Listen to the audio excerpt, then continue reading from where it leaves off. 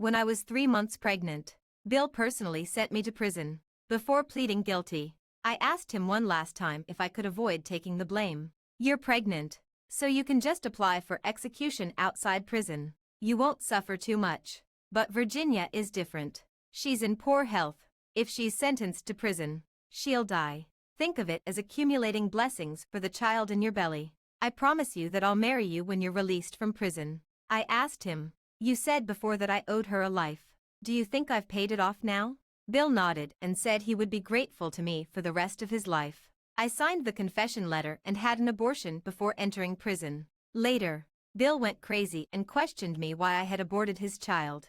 I won't let my child have a mother in prison and a cruel father. All that has happened in the past. Right or wrong, I was just too naive. From this moment on, Bill, we're even. Hello, everyone. Welcome to my channel. Subscribe us to read wonderful stories every day. Now the story begins. On the day I was released from prison, no one came to pick me up. The prison guard accompanied me to the gate. Looking at the empty street outside, she asked me how I was going to get home. I didn't have a penny on me. The bag in my hand contained only a few sets of my clothes. Feeling light as a feather, just like my life, it seemed to have no weight at all. I squinted at the bright sunshine outside and smiled. There's always a way. Although I don't have money, I have legs. The prison guard hesitated for a moment, then took out her wallet. No need. My home isn't far from here. It won't take long to walk back. I refused her kindness and carried my luggage. Setting foot on the way home, I had already expected that no one would come to pick me up. So before going to prison, I specifically checked the map. It takes 2 hours and 17 minutes to walk from the prison to my home. It really wasn't too far. In a year and a half, the city hadn't changed much. The gym that was under construction before I went to prison was still only half built. While waiting for the traffic light, my gaze unconsciously landed on the stroller beside me. The mother noticed my gaze and gave me a kind smile. So I also smiled and asked her, "How old is the baby?" "He's 1 year old. He's so cute." I bent down and made a funny face at the baby. The baby lay in the stroller, waving his little fists and making a few soft sounds. When the traffic light turned green, I straightened up and walked into the bustling crowd. Before night fell, I finally reached my home. The old anti-theft door was covered in dust. I found the spare key in the mailbox at the door, opened the door, and entered the house. There was a portrait of the deceased on the shoe cabinet. I picked it up, wiped the dust off with my sleeve, and a faint smile appeared on my face. "Mom, I'm home." It took me some time to reintegrate into society. Because I had a criminal record for serving time in prison, I didn't have much luck finding a job. To make a living, I took a job as a courier sorter. After working for a week, I fainted directly in the warehouse and was sent to the hospital by my colleagues. I hadn't been able to properly recuperate after the abortion back then, and it had ultimately damaged my constitution. I couldn't endure the same level of hardship as in previous years. I had to resign and registered as a food delivery person, planning to save money for 2 years before considering starting a small business. These days, a bachelor's degree isn't worth much, and a bachelor's degree holder with a criminal record is even less valuable. The job of a food delivery person isn't easy either, but it's still better than being a sorter, and it's relatively more flexible, which I think suits me quite well. I had a good income on the weekend. Just before getting off work, a big order came in with a high delivery fee, but it was quite a distance away. I estimated the battery level of my electric scooter. After hesitating for a while, I still couldn't bear to give up the income and accepted the order. The location was a club known for its high prices. When I arrived at the club, I called the customer, and he asked me to deliver the food directly to the private room. The food delivery box was very large, and I held it with difficulty.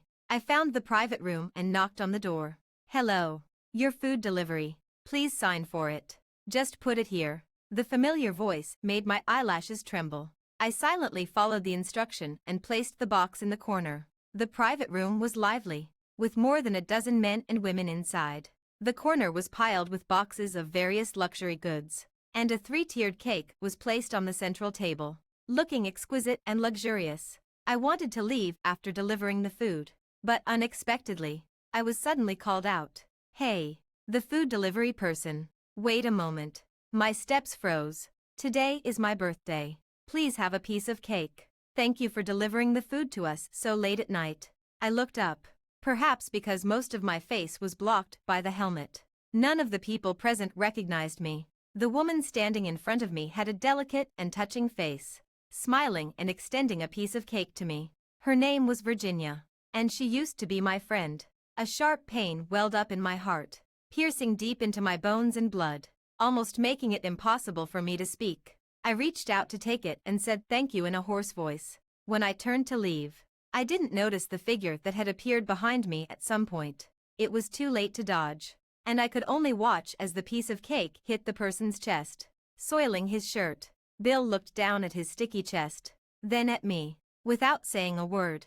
The private room had somehow fallen silent. Someone gloated and exclaimed, "I'm afraid this shirt is ruined. A shirt that costs over 100,000 yuan. Can you afford to compensate for it? It's okay. Don't be afraid. You didn't do it on purpose. We won't ask you to compensate. You can go." Virginia came over, soothing me softly while pulling out a tissue to wipe Bill's shirt. Bill stood still, just staring at me. The next second, he suddenly reached out and pulled off my helmet. No one's hairstyle looks good after wearing a helmet for a long time. The private room was completely silent, and even the music stopped. I tidied up my messy hair and reached out to Bill. "Have you seen enough? Can you give me back my helmet?" "You are. Alyssa. You're out of prison. Why so soon? Weren't you sentenced to 3 years? Finally, someone in the private room spoke up. I ignored them and just looked at Bill calmly. "Alyssa." Seeing this, Virginia quickly grabbed my wrist. "Why didn't you contact me when you got out of prison? I have so much to talk to you about." I ignored her and just tried to take back my helmet from Bill, but Bill refused to let go. I exerted a little more effort and finally snatched back what belonged to me. "If you don't mind, please give me a 5-star review." I forced a smile, put on the helmet again, and turned to leave. "Alyssa, don't you have anything to say?" Bill's words successfully stopped me in my tracks. I turned my head, looked at Virginia, and said calmly, "Virginia, happy birthday." On the way home, as expected, the battery of my electric scooter ran out. I had to get off the scooter and push it slowly. In the silent late night, several luxury cars whizzed past me. I just focused on looking at the road, avoiding the potholes, and pushed the scooter with all my attention. It was already early morning when I got home. I cooked myself a bowl of plain noodles. By the dim streetlight outside the window, in the dim light and shadow, I silently finished eating it. After eating my fill and still not feeling sleepy, I took out the photo of my mother and sat by the window talking to myself. "Mom, how are you doing in that world? Did you receive the paper money I burned for you? Have you met my child? Is he cute? Please help him find a perfect mother again. When he's reincarnated next time, don't let him be so unlucky as to be born into my womb. Mom, I miss you." That night, I rarely had a dream, dreaming of the past. I hadn't had a dream for a long time. Perhaps the experience of serving a year and a half in prison had completely smoothed out the last bit of sharpness in my bones. I rarely thought about the past. Life in prison was very regular, with fixed times for getting up, working, eating, and sleeping. It was really tough at first. Every day, I sat on the bed, staring at the ceiling, counting the seconds and waiting for the dawn. Later, I got used to it. After that, I stopped thinking about anything. People can't live too clearly, because that's really painful. It's good to live numbly. It doesn't matter if I can't feel happiness, as long as I'm not too sad. It's just that the me in the dream was so vivid, with a smile full of vitality. So when I woke up, I felt a bit sad, wondering how I had become like this. The woman in the mirror had a pair of lifeless eyes. I looked at myself in the mirror from left to right, trying to force a livelier smile. When the doorbell rang, I hadn't even had time to wipe the smile off my face. My smile froze completely when I saw Bill standing outside the door. Seeing that I didn't react, Bill had to take the initiative to speak. "Aren't you going to invite me in?" "Forget it." I held the doorknob and asked him, "What's the matter?" He handed me a business card. "Call this person. He'll arrange a job for you. Thank you for your kindness, but there's no need." He laughed, seemingly disdainful of my insistence on self-esteem. "Alyssa, don't be too greedy." I just looked at him without speaking. Bill avoided my gaze. Although you aborted the child without discussing it with me, what I said before still counts. I thought for a long time and finally remembered that before I went to prison, he had indeed made a promise to me. He said that he would marry me when I got out of prison. A smile finally appeared on my face. Bill also visibly relaxed and said, "Don't be angry anymore. Virginia also said she's very grateful to you. Let's find an opportunity for all of us to." Bill, that was just your unilateral promise. It doesn't count. I interrupted him, looking at the expression on his face fade away little by little. I said softly, "I'm not so cheap as to be willing to marry a man who doesn't love me and has never even looked at me with respect. All I've ever wanted is to be completely done with you too, even if it means sacrificing my future." Bill left. Before leaving, he said, "Alyssa, don't regret it." I soon understood the deeper meaning of his words. During the dining rush hour, after delivering a meal, I came out and found that my electric scooter parked on the side of the road was gone. Along with the electric scooter, more than a dozen undelivered food orders were also missing. I stood on the side of the road holding my phone, looking at the street in a daze. People around me were coming and going, all in a hurry, and there seemed to be nothing unusual. I could only call each customer one by one to compensate for their losses and then reported the theft to the police. The police said that the surveillance cameras in that area happened to be broken, and they would try their best to help me find the scooter, but they couldn't guarantee that they would find it. I walked out of the police station, looking at the series of complaints and negative reviews on my phone's background. I took a deep breath and tugged at the corners of my mouth weakly. I still had some money in my card, enough for me to buy another electric scooter. But what if the second scooter was also stolen? I squatted by the side of the road in a daze for a long time until a little girl carrying a school bag timidly patted my shoulder. "Sister, what's wrong with you?"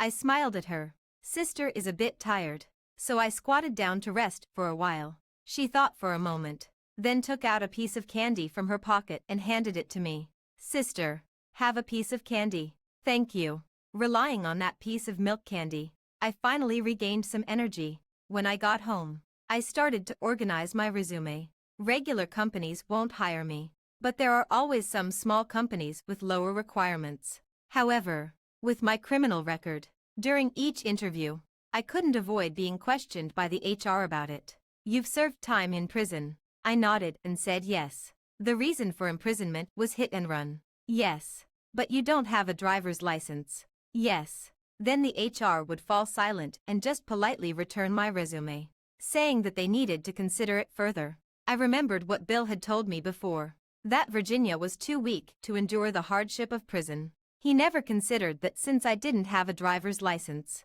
once convicted, I would be sentenced more severely for driving without a license. But actually, it's normal. I really can't expect someone who has never cared about me to consider things from my perspective. All my job interviews ended up going nowhere. In order not to run out of money, I started applying for jobs as a waiter and the like. But I didn't expect that even for a waiter position, no one was willing to hire me. When I walked out of the last restaurant, it started to rain heavily. I stood at the entrance of the restaurant looking at the raindrops falling from the eaves and slowly walked into the rain. The rain wasn't too heavy, at least not enough to blur my vision. But my vision still blurred eventually.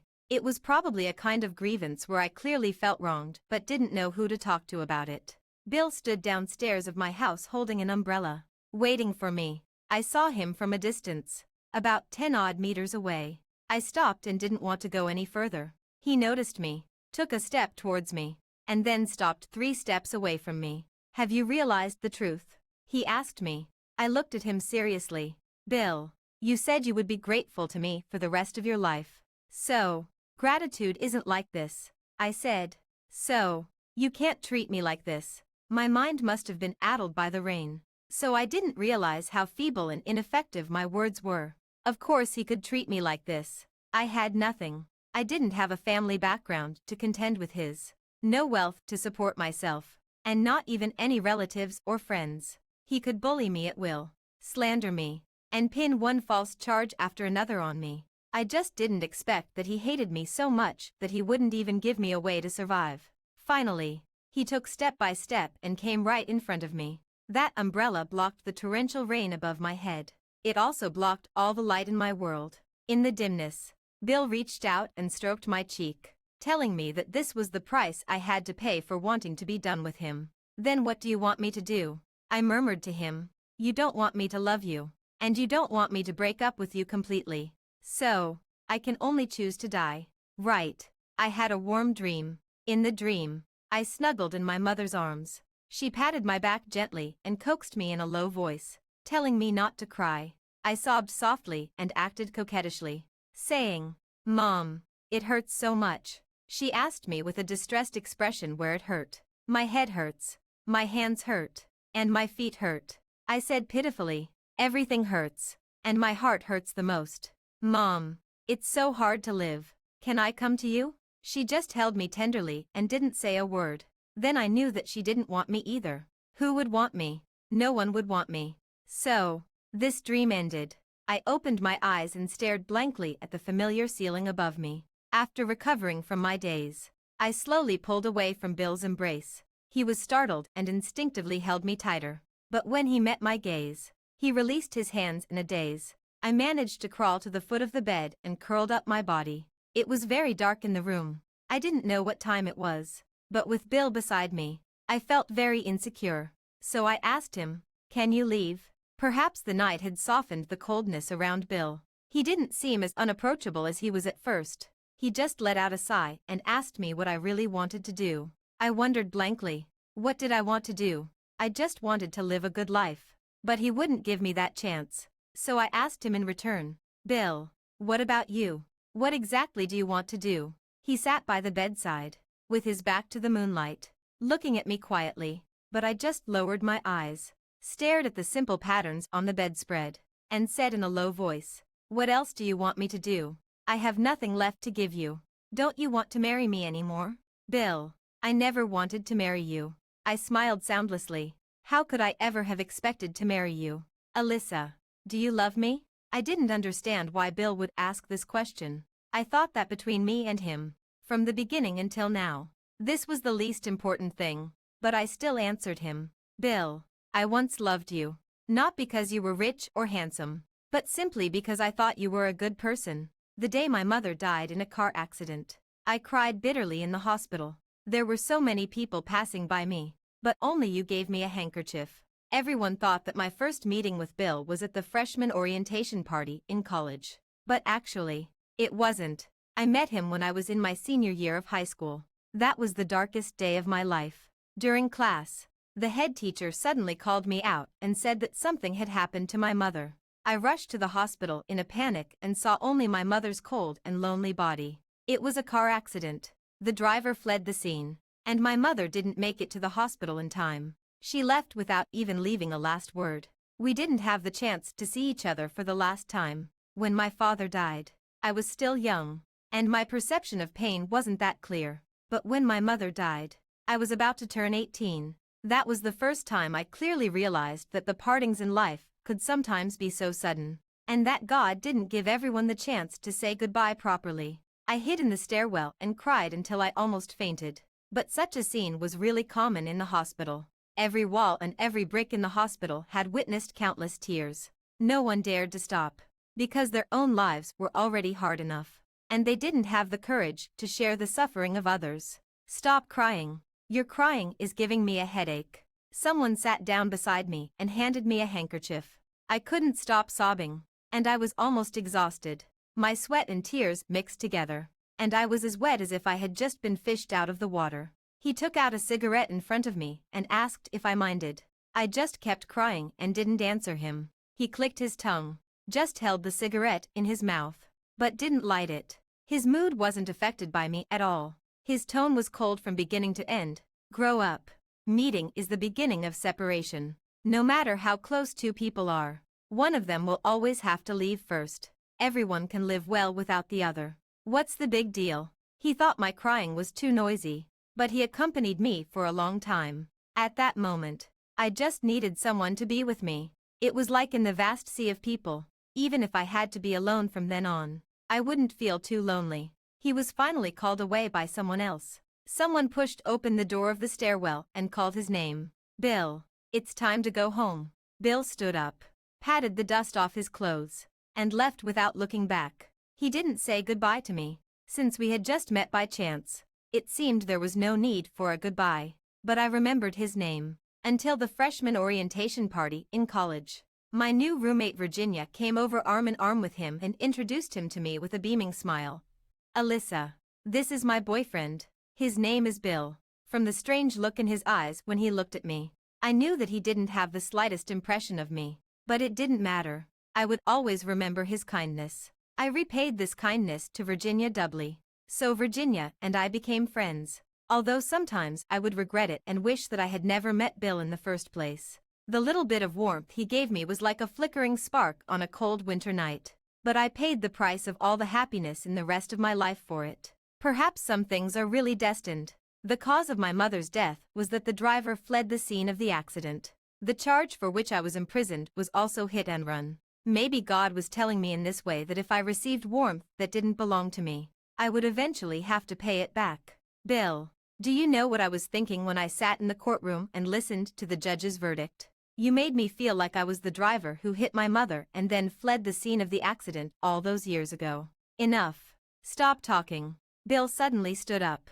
His tall figure was like a terrifying monster in the dark, baring its fangs as if it wanted to devour me. I curled up my limbs tightly, laughing while looking at him. Bill, why are you angry? Is it because I aborted your child? Do you know how I aborted him? In the middle of the night, when everyone was asleep, I used my belly to hit the corner of the single bed. It hurt so much, but it was very effective. I only hit it twice, and he was gone. There was so much blood at that time, but I endured it until dawn before asking the police to take me to the hospital. I won't be able to have children in the future either. So although I've been in prison, I'm poor and worthless. At least I don't have to worry that a child connected to me by blood will come into this world and suffer with me. Bill approached me, grabbed my ankle, and pulled me towards him with force. I screamed and struggled, but he was really too strong. I could only be held tightly in his arms. No matter how much I scratched, bit, or hit him, he wouldn't let go. Finally, I was exhausted. The world spun around me, and I thought I was going to die. Bill, do you know why I'm saying these things? Because I'm a poor wretch that no one wants. I can't fight against you. I can only remind myself over and over again by tearing open my own scars that the price of loving you is too high for me to bear. Let me go, or let me die. You choose one. Let's be decisive and stop pestering each other. Okay. But Bill just held me tightly. He ordered me again and again in my ear. Enough. Stop talking. His voice went from deep to hoarse. Finally, he choked up.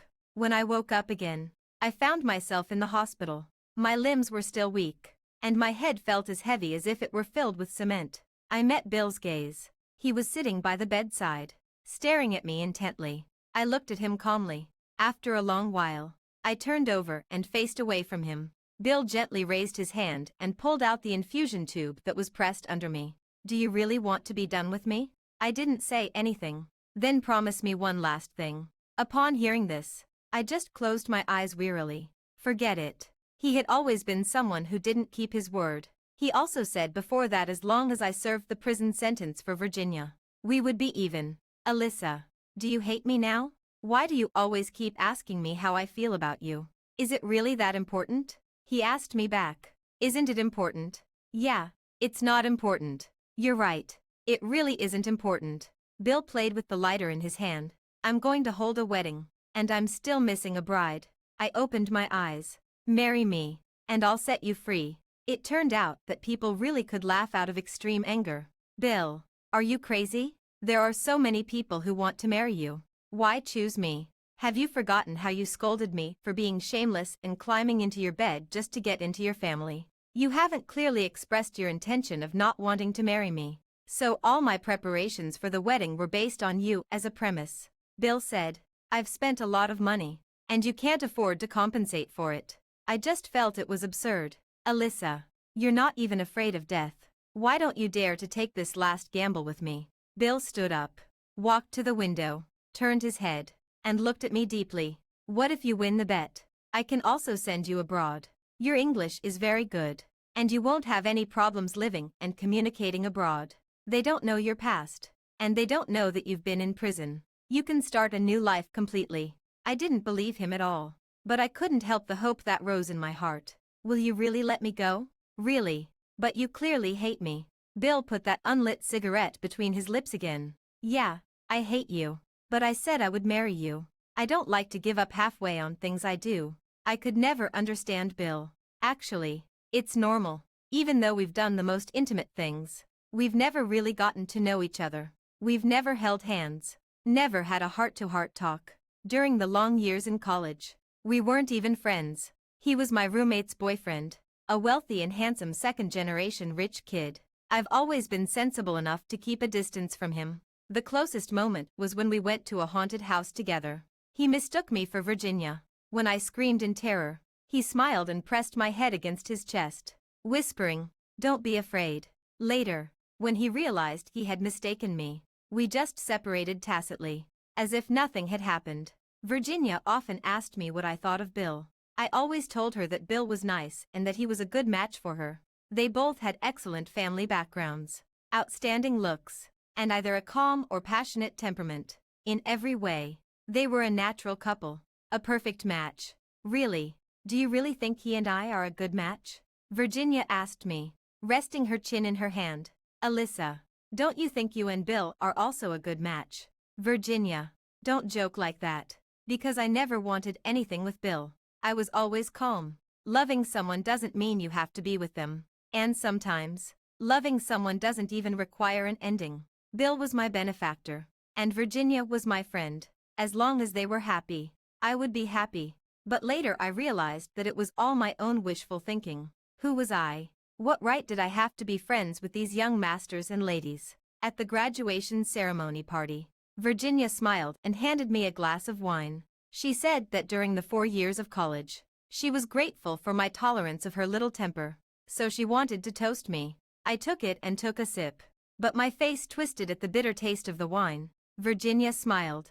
Before she could make fun of me, she was forcibly pulled away by other friends. Bill happened to pass by. Seeing me holding a wine glass, he casually asked, "Can you drink?" I shook my head and smiled, answering, "Not really. I rarely drink." "Then give it to me." I was just about to say that I had already taken a sip from this glass, but Bill had already drunk half of it. Seeing this, I could only swallow the words that were on the tip of my tongue. Bill didn't leave after drinking the wine and chatted with me for a few more words. I was still wondering why he was suddenly talking to me since we weren't really familiar with each other. Then I heard him say that he was feeling a bit unwell and wanted to go back to his room to rest. Instinctively, I wanted to contact Virginia. "No need. I'm just a bit dizzy." Bill frowned and undid the top button of his shirt. "It's a rare opportunity today. Let her have fun and don't disturb her." Then, "Shall I send you back to your room?" I just asked out of politeness. I thought Bill would definitely refuse. But he just tilted his head and thought for 2 seconds before nodding. "Then I'll trouble you." I helped Bill back to his room. And then, I couldn't leave. That glass of wine had been drugged. I had only taken a small sip, and Bill had drunk most of the glass. After a night of intimacy, the next day, what greeted me was the discomfort and soreness all over my body, as well as Virginia's resentful slap.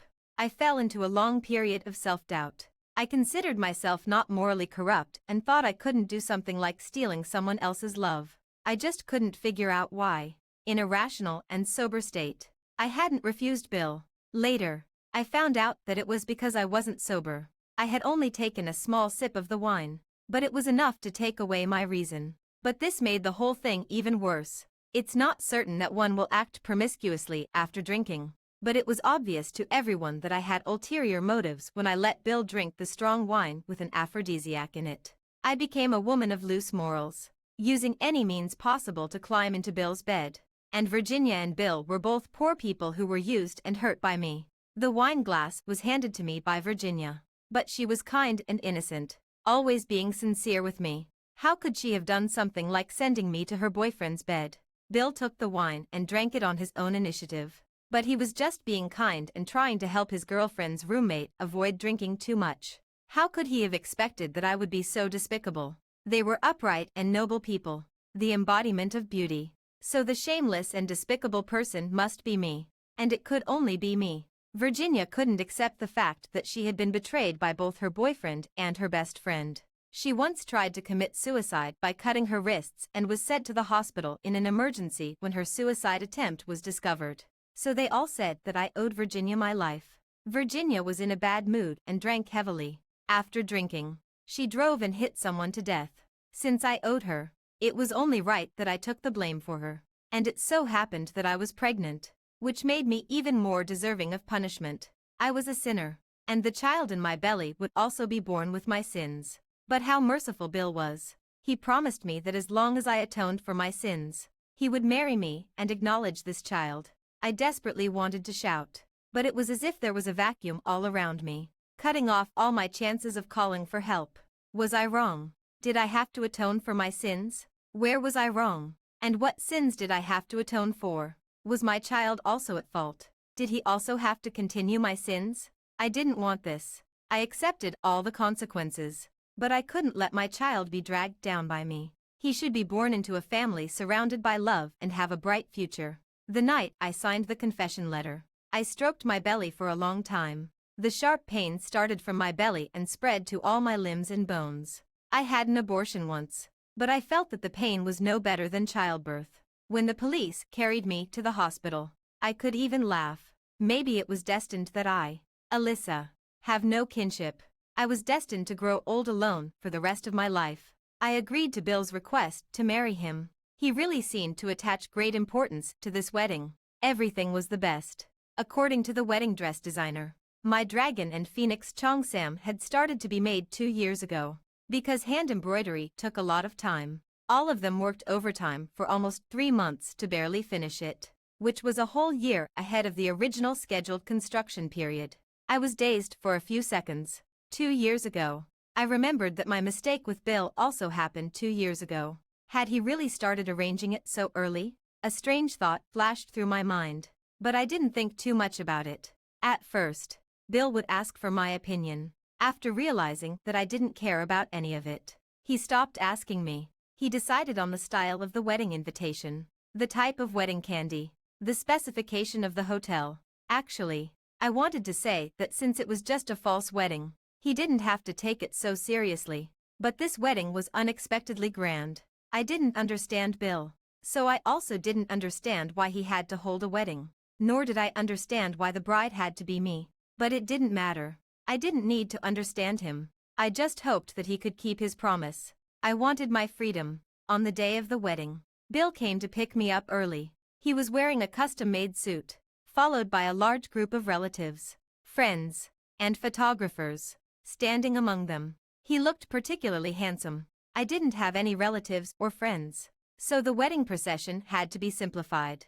But following the customs, Bill carried me downstairs and to the wedding car. From start to finish, he didn't let my feet touch the ground even once. I didn't see those who had spoken harsh words to me before. Probably Bill didn't want the atmosphere of his wedding to be spoiled. Looking at the lily-of-the-valley bouquet in my hand, I showed a faint smile. Looking up, I found that Bill was staring at me intently. "Are you so happy?" he asked me. "Are you eager to get your freedom soon?" "Yeah," I nodded with a smile. "I'm really looking forward to it." The scenery outside the window was quickly receding. I thought of the phone call I received last night. It was from Virginia. Her laughter was harsh and shrill, saying that she didn't expect Bill to be willing to marry a woman who couldn't have children. "You know what, Alyssa? I really hate you. The first time I saw you, I knew you were the kind of person I hated the most. You seem so calm and indifferent on the surface, as if you don't care about anything. But you know very well how dark your heart is. You've always been coveting Bill, right? You should thank me for that glass of wine, which gave you a legitimate opportunity. I had always known that it was Virginia who put the drug in the wine. If Bill hadn't suddenly popped up and taken my wine glass away, I didn't know which man would be lying in my bed when I woke up the next day. Or perhaps, which men. Virginia, I've examined my conscience, and I haven't done anything bad to you. You stole Bill, and you still have the nerve to say you haven't done anything bad. If it weren't for that glass of wine of yours, I would never have had any contact with Bill in my life. But Bill loves you." Virginia went crazy. "How could he fall in love with you? How can you compare to me? Why doesn't he love me but you?" I held the phone and fell completely silent. Have you never thought about this? Don't you still think that Bill has always hated you until now? Ha ha ha. He doesn't hate you at all. He loves you so much that he's almost crazy. He went against everyone's will and insisted on holding a wedding with you. If he doesn't love you, what does he want? If drugging Bill could make him sleep with other women casually, why do you think I didn't drug him before? He's been trained in this aspect since he was a child, and his body has developed resistance to drugs. Ordinary aphrodisiacs don't work on him at all. I hung up the phone directly. The wedding ceremony was held on an outdoor lawn. The venue was decorated very warmly, with beautiful flowers and balloons everywhere. When I saw Bill standing on the stage waiting for me, for a moment, I felt as if we had really been in love. The MC held the microphone and asked him, "Mr. Bill, whether in poverty or wealth, in sickness or health, do you want to marry Miss Alyssa? Love her, and take care of her for the rest of your life until death separates you?" Bill looked at me and answered firmly, "I do. Miss Alyssa, do you want to?" I held the microphone, stared at Bill steadily, opened my mouth, and answered, "I don't." There was an instant commotion from the audience. The smile on Bill's face disappeared completely, and he stared at me with a serious face. I took off the crown on my head and repeated, "Bill, I don't want to marry you. I won't marry a man who raped me, sent me to prison, and even cut off my means of living at one point." I lifted the hem of my skirt, took out the small knife tied to my leg, and pressed it against my neck. "Alyssa." There was finally a hint of panic on Bill's face. His arm was trembling as he tried to stop me. "Stay away from me." I stepped back a few steps warily. In the panic, the small knife scratched Bill's arm, and then I pressed it against my chest again. "I won't marry you, and I won't be with you. Bill, make a choice now. Do you want me to die, or will you let me go?" The people in the audience swarmed forward but didn't dare to really get close to us. Bill didn't cover his injured arm. He just looked at me in silence. Since he didn't say anything, I pushed the knife in a little deeper. A faint trace of blood seeped through the wedding dress. Bill's lips trembled, and finally, he closed his eyes and roared, "You can go." I laughed bitterly.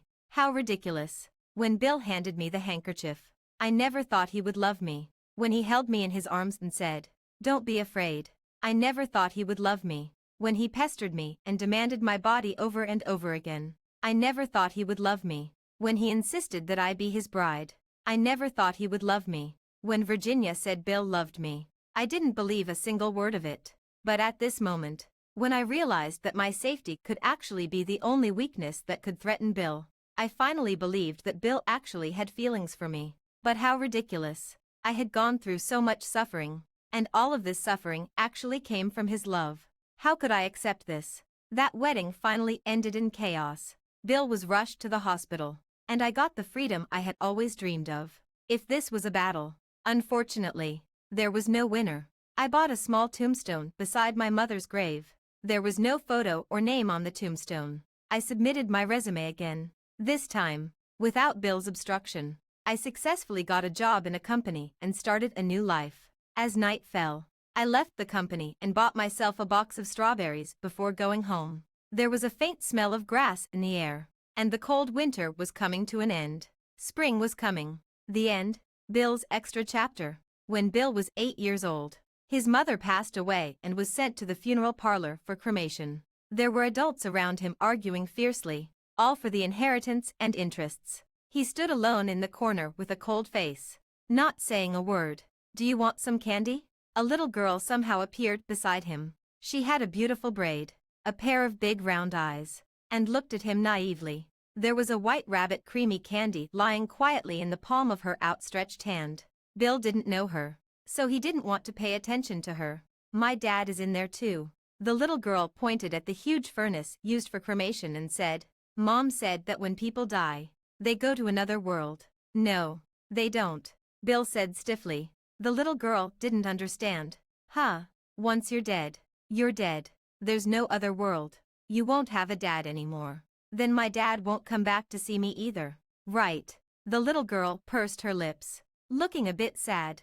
Bill thought he was really mean. When he saw his peer showing sadness, he felt that his heart wasn't as oppressed anymore. It was as if the sadness had been transferred from himself to someone else through an invisible way. Then who is lying in that furnace? The little girl asked again. Bill opened his eyes and let out a soft sigh. It's my mom. The little girl opened her eyes wide and looked at Bill. After a while, she stood close to Bill and gently reached out to hold Bill's hand. Don't be sad. Maybe my dad and your mom can be friends. Even if they're dead, they won't be alone. There were adults coming and going around them. They had various expressions on their faces, such as anxiety, anger, or sadness. No one noticed the two children in the corner. Bill ate the creamy candy that the little girl had stuffed into his mouth. I don't know how long it took, but finally, his fingertips moved, and he also held the little girl's hand. At that moment, their young and innocent hearts resonated with each other. When Bill was 18 years old, his grandfather suddenly fell ill and was rushed to the hospital. It was a minor illness, but the younger generations almost surrounded the hospital bed tightly, all showing their concern. Bill was annoyed by it and went to the stairwell alone, wanting to smoke. Then he saw a girl crying uncontrollably. Probably someone close to her had passed away. He thought indifferently. He just found it interesting and watched her for a long time, until he saw a bit of familiarity on that face that was so distorted from crying. Oh, it was her. It was really amazing. She had grown up in proportion, and she hadn't changed at all. What was even more amazing was that although they had only met once, he still remembered her. The cigarette was between his lips, but he forgot to light it. Bill watched for I don't know how long, and finally walked over and sat down beside her. For the first time in his life, he clumsily tried to comfort someone, although it didn't seem to be of much use, and in the end, he didn't even get a thank you. At that time, Bill was thinking that she had been so happy like a big fool when they were kids, but now that she had grown up, how could she be so full of emotions? The freshman orientation party in college was their third meeting. They exchanged contact information, but they never sent each other messages. Alyssa was a person with a sense of propriety and wouldn't get too close to her roommate's boyfriend.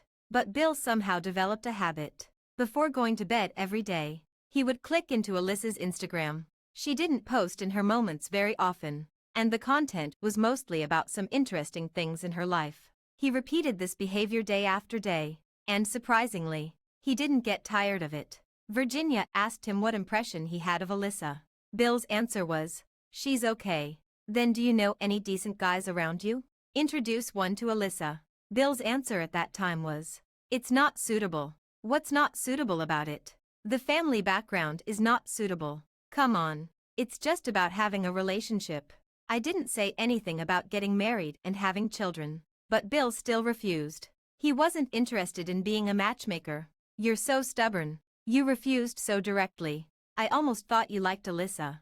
Bill didn't say anything, just let his gaze pass over Virginia lightly. Virginia immediately smiled awkwardly. "Sorry, I spoke too quickly. I said the wrong thing." Bill didn't have much feeling for Virginia. She was introduced by his family. If they got along well, there was no reason they couldn't get married. After all, in a family like theirs, even when it came to relationships, the first thing they thought about was being well-matched in social status. So even though Bill realized that he had some special feelings for Alyssa, he never thought of doing anything about it. Until that time in the escape room, it was obvious that Alyssa really rejected the idea of ghosts and gods. She was very timid, but she was forcibly pulled there by Virginia and could only brace herself and start playing. She was so scared at one point that her whole body went stiff. Bill couldn't stand it anymore. After another ghost suddenly rushed out to scare people, he finally reached out and pulled Alyssa over.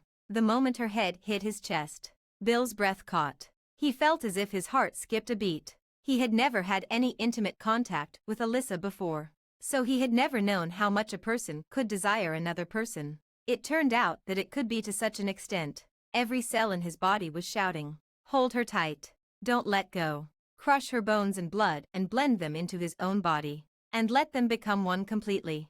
I'm Alyssa, not Virginia. Did you mistake me for someone else?" A shy female voice sounded weakly. Bill came back to his senses from his trance and used all his self-control to let go of his hands. His heart suddenly felt empty, and in a certain hidden corner, Pandora's box was quietly opened. Bill didn't like Alyssa. Bill hated Alyssa. He hated the feeling that his emotions could be easily stirred by another person. And he also resented that his mind was always unconsciously attracted to another person. He should be calm, composed, and self-restrained. So when he found out that the glass of wine Alyssa gave him had been spiked, his first reaction was anger. Very angry. How much more do you want to affect my mind? Do you really want to see me go crazy and lose control? Can you bear it? It turned out that Alyssa couldn't bear it. She cried and tried to escape. And then he grabbed her ankle and pulled her back without mercy. The traffic light turned green, and I straightened up and walked into the surging crowd. He could. He played the role of the victim and crazily demanded a sense of guilt and attention from Alyssa. He wanted to crush her into the dust and then, in the role of the savior, rescue her. In this way, for the rest of her life, she could only rely on him and would never be able to leave him. Just by imagining such a scene, Bill could reach a climax. When passing by a bridal shop, Bill suddenly couldn't move any further. He heard the pounding sound of his heart, cheering and leaping with joy. They were going to get married, so it seemed that some things needed to be prepared from now on. But Alyssa, in the most decisive way, aborted their child, and she refused to let anyone visit her. That had been Bill's biggest bargaining chip. It seemed that Alyssa was going to die. Her vitality was fading away, like a handful of fine sand. The tighter he held it, the faster it slipped away. It shouldn't be like this. How could it be like this? The price he paid for getting her was losing her. Bill began to ask himself what he really wanted. After a long, long time, so long that they had become strangers, he saw Alyssa come out of a flower shop, holding a bunch of delicate and beautiful jasmine flowers in her hand. With a faint smile on her face, he finally understood. All he wanted was for her to be able to smile. And that was all. Bill didn't like Alyssa. Bill hated Alyssa. Bill loved Alyssa. But Bill didn't understand what love really was and how to love. He only knew how to hurt. So he deserved it.